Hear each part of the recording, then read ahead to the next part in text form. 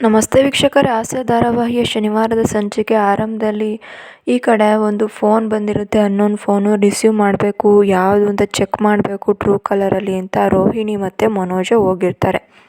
ಆಗ ನಂಬರ್ ಯಾವುದು ಅಂತ ಗೊತ್ತಾಗೋದಿಲ್ಲ. ಈ ಹೆಸರಿನವರು ನನಗೆ ಪರಿಚಯ ಇಲ್ಲ, ಇಲ್ಲೇ ಬಿಟ್ಬಿಡೋಣ ಅಂತ ಹೇಳಿ ಅವರೇನು ಕೂಡ ಟೆನ್ಷನ್ ಮಾಡ್ಕೊಂಡೆ ಒಳಗಡೆ ಬರ್ತಾರೆ. ಮನೋಜ ನನಗೆ ಆಫೀಸ್ಗೆ ಲೇಟ್ ಆಗುತ್ತೆ, ನಾನು ಸ್ನಾನ ಮಾಡ್ಕೊತೀನಿ ಅಂತೇಳಿ ಹೋಗ್ತಾನೆ ವಾಶ್ರೂಮ್ಗೆ. ವಾಶ್ರೂಮಿಂದ ಆಚೆ ಬರಬೇಕಾದ್ರೆ ಅಯ್ಯೋ ಅಪ್ಪ ಅಮ್ಮ ಅಂತ ಹೇಳಿ ಕಿರ್ಚಾಡ್ತಾ ಇದ್ದಾನೆ. ಯಾಕೆ ಮನೋಜ, ಏನಾಯಿತು ಕಂದ ಅಂತೇಳಿ ಶಾಂತಿ ಮತ್ತು ರೋಹಿಣಿ ಬರ್ತಾ ಇದ್ದಾರೆ.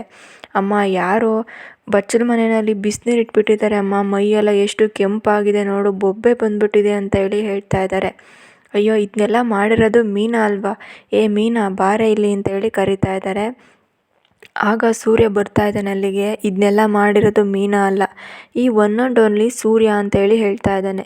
ಯಾಕೋ ಈಗ ಮಾಡಿದೆ, ಏನ್ರಿ ನಿಮಗೆ ಸ್ವಲ್ಪನೂ ಕೂಡ ಕಾಮನ್ ಸೆನ್ಸ್ ಇಲ್ವಾ, ಮೈಯೆಲ್ಲ ಎಷ್ಟು ಕೆಂಪಾಗಿದೆ ನೋಡಿ ಅಂತೇಳಿ ರೋಹಿಣಿ ಕೇಳ್ತಾ ಇದ್ದಾಳೆ. ನಿನಗೂ ಕೂಡ ನಿನ್ನ ಗಂಡನಿಗೂ ಕೂಡ ಕಾಮನ್ ಸೆನ್ಸ್ ಅನ್ನೋದಿಲ್ವಾ, ಬೇರೆಯವ್ರ ಹೆಂಡತಿ ಹತ್ರ ಕೆಟ್ಟದಾಗಿ ನಡ್ಕೊತಾನಲ್ಲ, ಅವ್ರ ಹತ್ರ ಕೆಲಸ ಮಾಡಿಸ್ಕೊತಾನಲ್ಲ, ಅವ್ರವ್ರ ಹೆಂಡತಿ ಹತ್ರ ಕೆಲಸ ಮಾಡಿಸ್ಬೇಕು.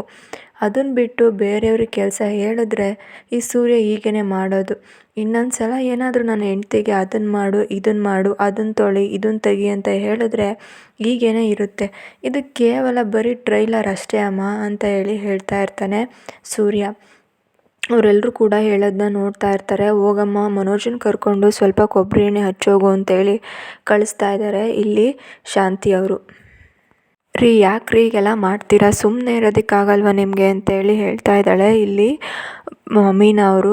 ನಿನಗೆ ಗೊತ್ತಾಗೋದಿಲ್ಲ, ಸುಮ್ಮನಿರು, ನಾನು ಹೇಳಿದ್ನ ಕೇಳು, ಸುಮ್ಮನೆ ಈಗ ನನ್ನ ಜೊತೆ ಬಾ, ಬೇಕಾದರೂ ಬೇಕದನ್ನ ಮಾಡ್ಕೊಂಡು ತಿಂತಾರೆ, ನೀನು ಮಾಡಿದ್ನ ತಿನ್ನಂಗಿದ್ರೆ ಮಾತ್ರ ಈ ಮನೆಯಲ್ಲಿ ಇರಬೇಕು ಅಂತೇಳಿ ಇಲ್ಲಿ ಹೇಳ್ತಾ ಇದ್ದಾನೆ ಸೂರ್ಯ. ಇನ್ನೊಂದು ಕಡೆ ಇದೇ ಒಂದು ಟೆನ್ಷನಲ್ಲಿ ಮನೆ ಮುಂದೆ ಹಾಗೆ ಓಡಾಡ್ತಾ ಇದ್ದಾಳೆ ಶಾಂತಿ. ಅಷ್ಟರಲ್ಲಿ ರಂಗನಾಥ್ ಬರ್ತಾ ಇದ್ದಾನೆ. ಯಾಕೆ ಈಗ ಕೊಡ್ತಾ ಇದೆಯಾ, ಏನಾಯಿತು ಅಂತೇಳಿ ಕೇಳ್ತಿದ್ದಾರೆ. ಇನ್ನೇನು ಮಾಡೋದ್ರಿ, ಬಿ ಪಿ ರೈಸ್ ಆಗ್ತಿದೆ ನನಗೆ ಅಂತೇಳಿ ಹೇಳ್ತಾ ಇದ್ದಾರೆ. ಕೊನೆಗೂ ಬಂದುಬಿಡ್ತಾನೆ ನಿಮಗೆ ಬಿ ಪಿ, ಎಲ್ರಿಗೂ ಕೂಡ ಟೆನ್ಷನ್ ಹಚ್ತಾ ಇದ್ದೆ, ನಿಮಗೆ ಹೇಗೋ ಬಿ ಪಿ ಬಂದ್ಬಿಡ್ತಲ್ಲ ಹಬ್ಬ ಅಂತ ಹೇಳಿ ಹೇಳ್ತಿದ್ದಾನೆ ರಂಗನಾಥು. ರೀ ಆಗಲ್ಲ ರೀ, ಇವತ್ತೇನಾಯಿತು ಗೊತ್ತಾ, ನಿಮ್ಮ ಮಗ ಸೂರ್ಯ ನನ್ನ ಮಗ ಮನೋಜ್ ಮೇಲೆ ಬಿಸಿನೀರು ಹಾಕಿದ್ದಾನೆ, ಮೈಯೆಲ್ಲ ಕೆಂಪಾಗೋಗಿದೆ ಅಂತೇಳಿ ಹೇಳ್ತಾ ಇರ್ತಾರೆ. ಅಯ್ಯೋ ಹಾಗೆ ಮಾಡಿದ್ನಾ ಅಂತೇಳಿ ಹೇಳ್ತಿರ್ತಾರೆ ರಂಗನಾಥು.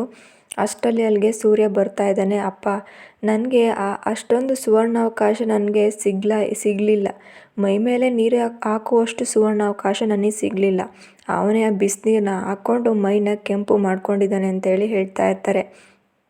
ಯಾಕಂತ ಹಾಗೆ ಮಾಡೋಕ್ಕೋಗಿದೆ ಅಂತೇಳಿ ಕೇಳ್ತಾ ಇದ್ದಾರೆ ರಂಗನಾಥು.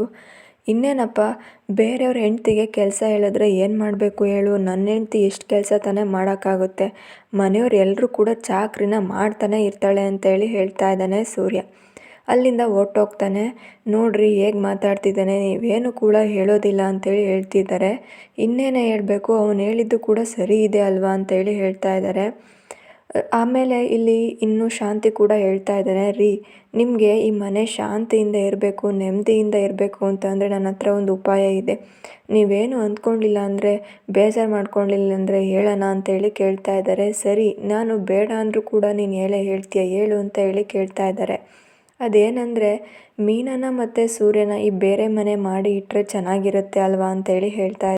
ಆಗ ರಂಗನಾಥ್ಗೆ ಕೋಪ ಮತ್ತು ಭಯ ಎಲ್ಲ ಕೂಡ ಒಟ್ಟೊಟ್ಟಿಗೆ ಆಗ್ತಾ ಇರುತ್ತೆ. ಅವನು ಎಕ್ಸ್ಪ್ರೆಸ್ ಮಾಡದೆ ಸುಮ್ಮನೆ ನಿಂತ್ಕೊಂಡಿರ್ತಾನೆ. ಯಾಕ್ರಿ ಹೀಗೆ ನಿಂತ್ಕೊಂಡಿದ್ಯಾ ಅಂತೇಳಿ ಕೇಳ್ತಾ ಇದ್ದಾರೆ. ನನಗೆ ಈಗೇನು ಕೂಡ ಹೇಳೋದಕ್ಕಾಗಲ್ಲ, ಸ್ವಲ್ಪ ಟೈಮ್ ಬೇಕು ಅಂತೇಳಿ ಹೇಳ್ತಿರ್ತಾನೆ. ಸ್ವಲ್ಪ ಏನು, ಎಷ್ಟು ದಿನ ಬೇಕಾದರೂ ಟೈಮ್ ತೊಗೊಳ್ಳಿ, ನಿಮ್ಗೆ ಇಷ್ಟ ಬಂದಾಗ ಹೇಳಿ, ನೀವು ಈ ಥರ ಯೋಚನೆ ಮಾಡ್ತೀನಿ ಅಂತ ಹೇಳಿದ್ರಲ್ಲ ಅಷ್ಟು ಸಾಕು ನನಗೆ ಅಂತೇಳಿ ಹೇಳ್ತಾ ಇದ್ದಾಳೆ ಶಾಂತಿ. ಇನ್ನೊಂದು ಕಡೆ ಇಲ್ಲಿ ಶ್ರುತಿ ಬರ್ತಾ ಇದ್ದಾಳೆ. ಅತ್ತೆ, ನನಗೆ ಜ್ಯೂಸ್ ಬೇಕಾಗಿತ್ತು, ತುಂಬ ಡ್ರೈ ಆಗಿಬಿಟ್ಟಿದೆ ನನಗೆ ಅಂತೇಳಿ ಹೇಳ್ತಿದ್ದಾರೆ. ಅದಕ್ಕೆ ನಮ್ಮ ಮೀನಾ ನೋಡು ಜೇನುತುಪ್ಪ ಹಾಕಿ ಅವಳಿಗೆ ಸ್ವಲ್ಪ ಜ್ಯೂಸ್ ಮಾಡಿಕೊಡು ಅಂತೇಳಿ ಕಳಿಸ್ತಾ ಇದ್ದಾರೆ. ಆವಾಗ ತೊಗೊಂಡೋಗ್ಬೇಕಾದ್ರೆ ಶಾಂತಿನೇ ತೊಗೊಂಡೋಗ್ತಾಳೆ. ಹಾಗೆ ಅಲ್ಲಿ ರೋಹಿಣಿ ಬಂದಾಗ ರೋಹಿಣಿ ತೊಗೊಂಡೋಗಿ ಶ್ರುತಿಗೆ ಕೊಡು ಅಂತೇಳಿ ಕೊಡ್ತಾ ಇದ್ದಾರೆ. ಒಂದ್ಸಲ ರೋಹಿಣಿಗೆ ಇದೊಂಥರ ಶೇಪ್ ಔಟ್ ಆಗಿಬಿಡುತ್ತೆ, ನಾನು ಈ ಮನೆಯೆಲ್ಲ ಕೆಲಸ ಮಾಡ್ತಾ ಇದ್ದೀನಲ್ಲ, ಅದು ಶ್ರುತಿಗೆ ಇದನ್ನೆಲ್ಲ ಕೊಡ್ತಾ ಇದ್ದೀನಲ್ಲ ಅಂತ ಅನ್ಕೊತಾ ಇರ್ತಾರೆ. ಅಷ್ಟೊತ್ತಿಗೆ ಸೂರ್ಯ ಕೂಡ ಬರ್ತಾ ಇದ್ದಾನೆ. ಬಂದು ಎಲ್ಲರೂ ಕಾಲನ್ನು ಕೂಡ ಎಳೆಯುತ್ತೆ.